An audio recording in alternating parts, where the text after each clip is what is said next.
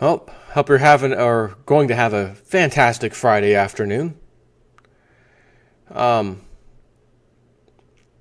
I want to start this video by just saying something real quick. You know how I was talking about we've got to do something about the welfare state and this and that. Literally the next day, come home from work, sit on the couch with the wife and kids, around dinner time, we started eating. We were kind of eating up out there by the TV and stuff. And Wife Swap was on. You ever watch that show where they'll take like a working middle class wife to swap places with a country barn stall cleaning wife in the middle of Missouri. They'll get two opposites, and they have this one family, total middle class, possibly you might argue upper middle class even. I think somewhere in that neighborhood, and she's one of the ones look in the mirror every day and I'm going to do great things today, and I'm feeling great today, and I hate that. That bothers me. But nonetheless, motivation, positive. Let's do this. And they got them. She was born, she said, pretty poor, but changed her life. And I'm a hard worker. My husband's a hard worker. We see that what needs to be done, we do it, etc. To swap lives with, I'll give you an idea. I did this the other day.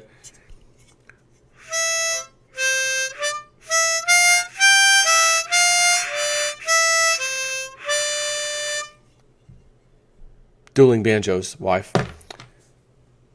in a terrible dumpy trailer. I mean, bad. I mean, like bad because you could have cleaned it up and you didn't. Absolute pigsty, eating the most fattest hot dogs, hamburger, junkiest stuff, and they go to the soup kitchen to eat that crap too. And they buy pizza. They eat out pizza quite a bit. The lady's arms were massive. She reminded me of Mama Fratelli from the Goonies. Follow them size 5s. It's wet, isn't it? Drink it. And she talked just like that. And the guy, gets hit, her as the wife. And I'm sitting here watching this bimbo, moronic, low-life lady make every single bad, you're supposed to teach the other person like a lesson that they can pick up on, and they teach you, you kind of take something out of this. The man had to kick her out of his house towards the end. I can't have you in here anymore. Get out of my house.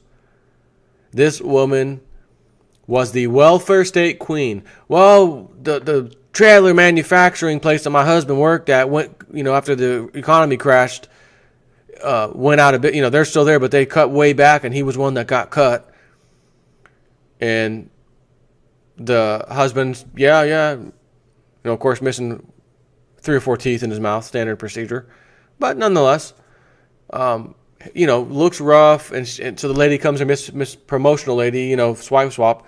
Why don't we, listen, I'm going to get you guys a haircut. Let's get a haircut. You look a little more professional. Let's go see if we can get, go to one of these job places where they can kind of help you get a career going. He goes in there. He's all cleaned up. I said, oh my God, I didn't actually think he was going to clean up that good. Look pretty good for you. But they're not trying to do anything. She says, I'd rather be poor and get this little welfare check and just be with my family all the time and spend time with my family than doing it. So she's used to the money, even though it ain't a lot, and she lives like a pig in stink. And let me tell you, a pig in stink, if you would have seen that episode. House was disgusting. I mean, it was horrible. And she's trying to bring all her life experiences to this guy's family. And he's just like, you're out of your mind. You're mentally, what are you talking about? No, we're not doing that. No, my kids can't have cake for breakfast. It's not what we eat here. We don't do that. He's like, and finally he's like, look at yourself. This is what you're feeding your family. You guys are going to become fat and, wait. Well, when the wife went to their house, the trailer, she was talking to one of the kids who was actually aware of some things and was like trying to do little workout things in the morning. And she was there with him. Let's do it together. And he says, well, she's like, why are you so concerned? He's like, well, we don't eat the healthiest, but I'm actually obese.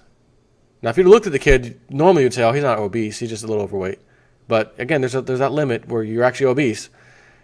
And he was the thinnest one of them all, But anyways, I thought to myself, imagine that, J Snip 4. Imagine Mama Fratelli from the Goonies with her trashy mind, trashy house mindset. Everyone owes this to me. living next to you in the Section 8 help me out section. I would probably be on here crying. You would see a grown man cry. What happened, Jason? Oh my God, don't tell me one of your kids or wife had a death in the family. What's happening, man? Oh God, Mama Fratelli just moved in next to me. And there's no treasure that I get to go find. She's just there all the time. Anyways, Wolf Street. Peak rent. So where does this go from here? Is it not amazing how I'm really tracking this real estate fall, high end going down, some of the lower middle class or regular real estate, whatever you want to call it, residential real estate going down. Now peak rent has peaked, and it's now coming down pretty significant in some spots. Is this a one-off? Again, is this a one-off or is this a trend? And you probably saying right now, damn it, as much as I've heard that come out of your mouth, Jason, we get it. This is a trend. We get it. But I wouldn't be doing my job if I didn't share the information to show you. I'm not just saying this for fun. I'm not just saying this because I like to sprinkle some doom into my video for you. I just want to report the facts. That's it. In February, rents in 9 of the 12 most expensive U.S. rental markets dropped or plunged. In San Fran, the most ludicrously expensive rental market in the country, this is sickening.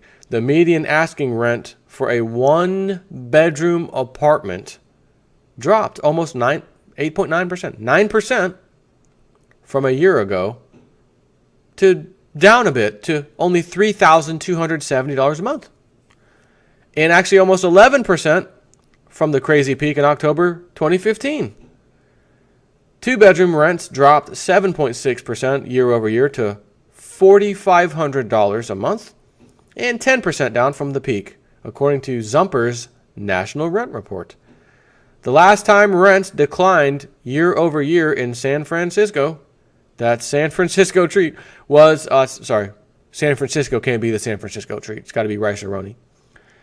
The last time rents declined year over year in San Francisco was in April 2010, as the housing bust was hitting bottom. But these asking rents do not include incentives such as 1 month free or 2 months free.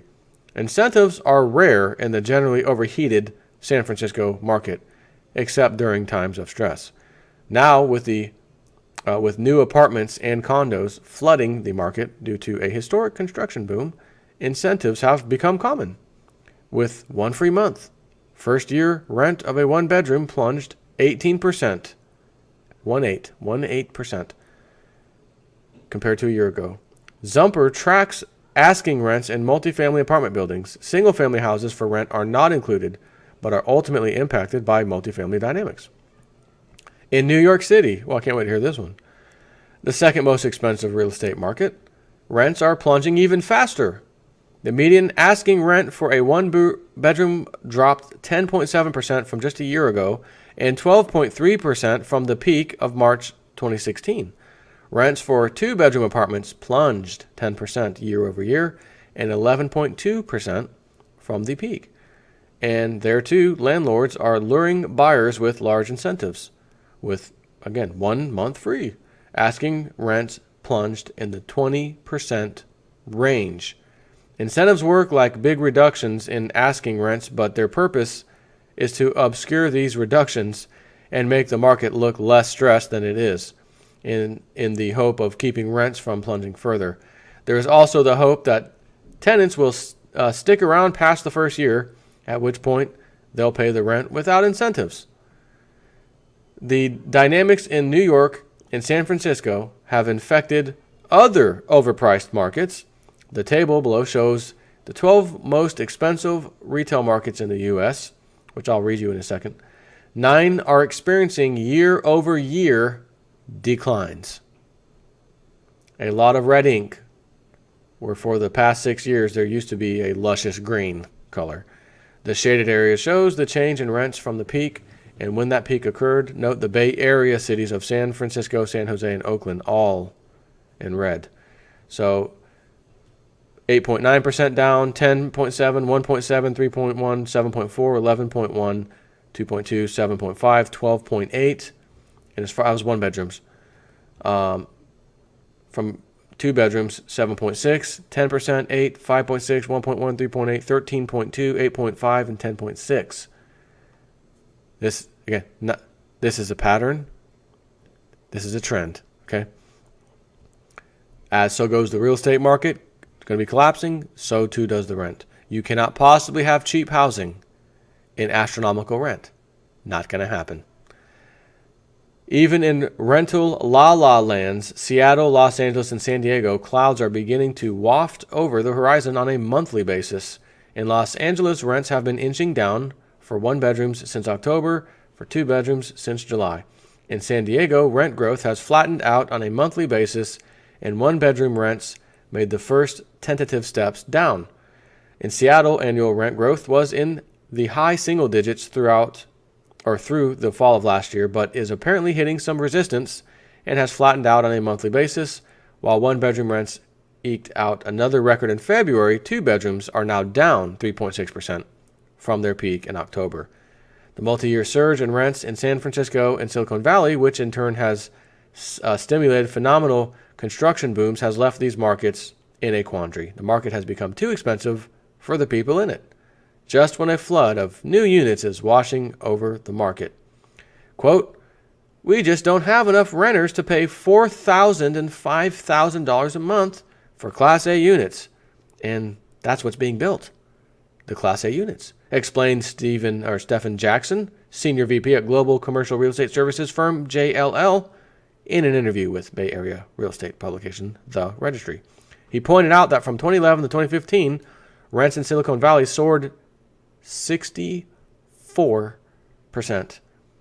They're now declining under the pressure from affordability issues. So someone actually someone else read that article and then commented in the comment section, and said, "Hey, check this article out. It goes right in line with what you just said."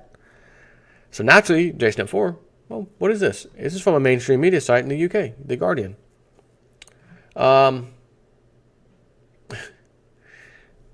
Silicon Valley.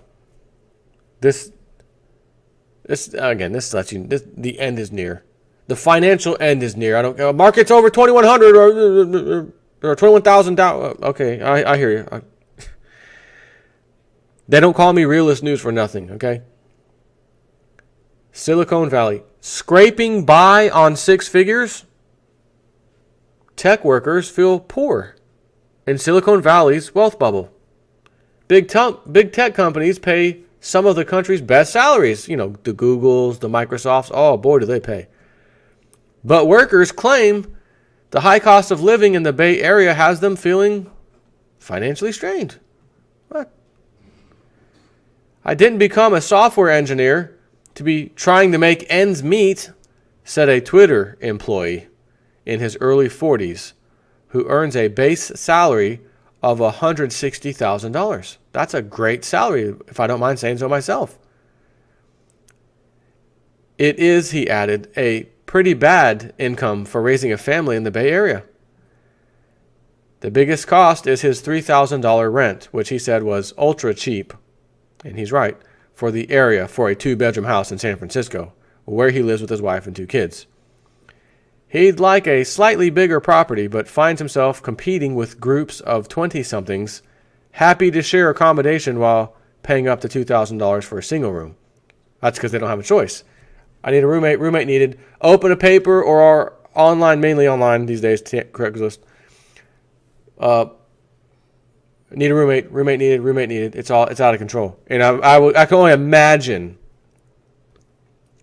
I don't have to imagine. As Bill O'Reilly once said, "F it, I'll do it live. Effing thing sucks. Let's do it live." San Francisco Craigslist. San Fran. Here we go. San Francisco. Let's see. What is that going to be under? Rooms wanted. Shared rooms wanted. Okay, so let's see what the wanted has. Female college student looking a room to rent. Living situation, dog-friendly housing wanted. Looking for private room. Looking for a private room. Oh God, I thought I read that wrong. I thought it said warehouse. Like, I'll live in a warehouse, for God's sake. No. House share. March 2nd. I just want you to look at this, okay? March 2nd. That's the day I'm doing this video, by the way. I'm only on March 2nd, and I've already scrolled down quite a bit. Oh, now we're down to March 1st. Keep going, keep going, keep going. Last day before that, so 3 days ago, February 28th. Keep going, keep going. And we got another full page also wanting people. And that's, again, that's the one category. Now we go to rooms shared. March 2nd. The entire first page. Don't tell me. Don't tell me. The entire first page. The entire first page, March 2nd. And as you can see down here, 1 to 100 of 2,500 plus listings.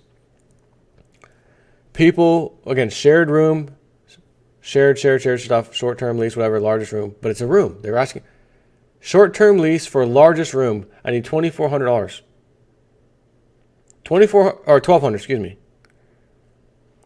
I'm subletting my room for 2 months, starting between March 15th and April 1st. Our lease ends on May 31st. Me and my roommates. So he already has roommates.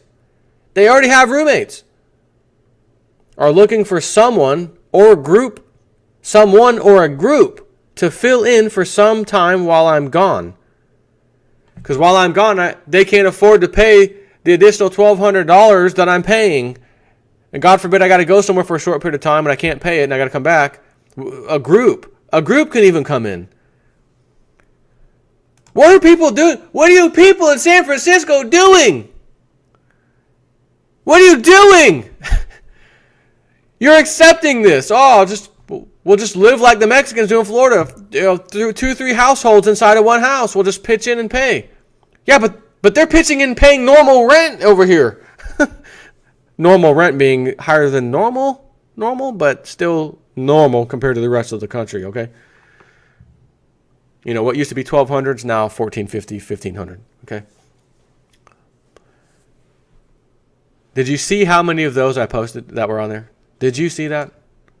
Scraping by on 6 figures. Families are priced out of the market, he said, adding that family-friendly cafes and restaurants have slowly been replaced by hip coffee shops. Silicon Valley's latest tech boom, combined with a housing shortage, has caused rents to soar over the last 5 years. The city's rents, by one measure, are now the highest in the world. I don't know what the hell these... Actually, I do.